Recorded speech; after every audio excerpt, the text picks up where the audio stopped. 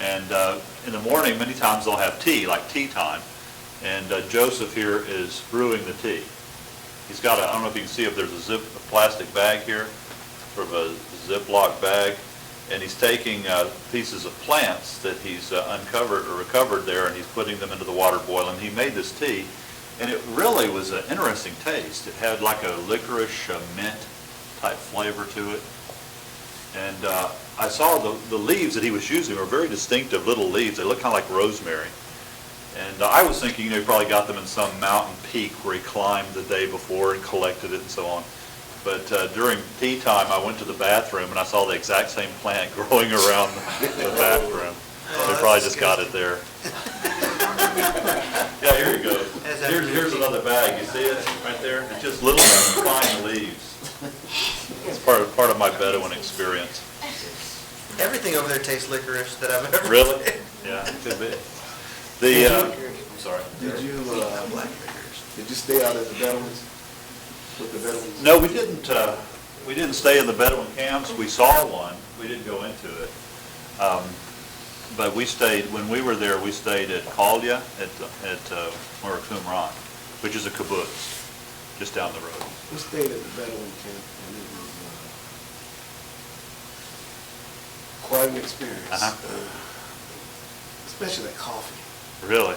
Is it thick like tar? That's terrible. That's the worst coffee in the world.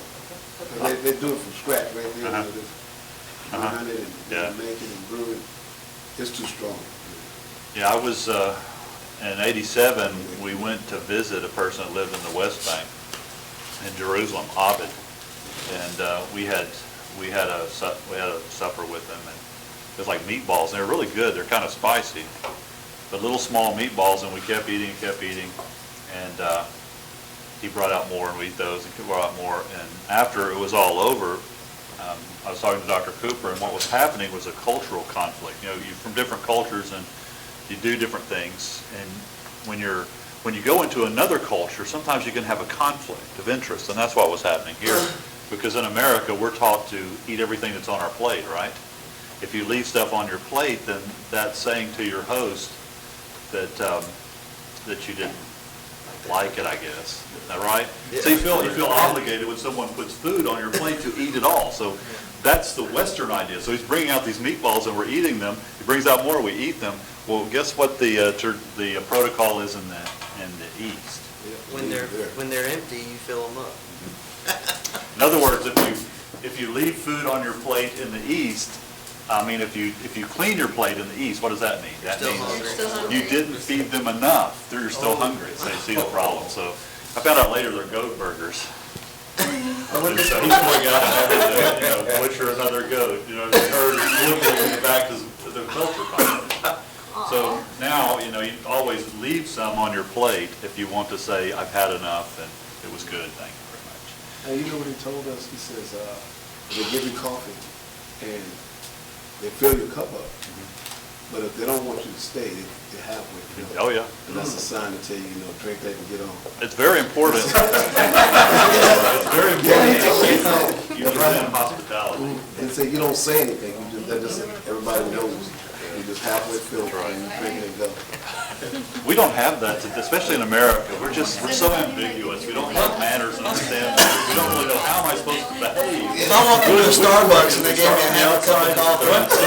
Outside, we have remnants of what used to be manners, but they're not really manners anymore.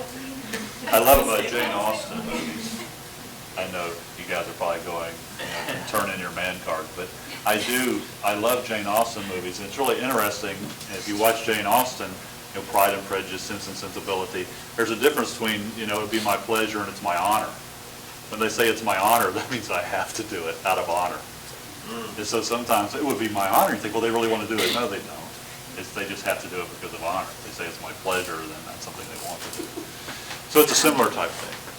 But anyway, after we had supper with Abed, he took us upstairs to his balcony / garden, and he brought us coffee.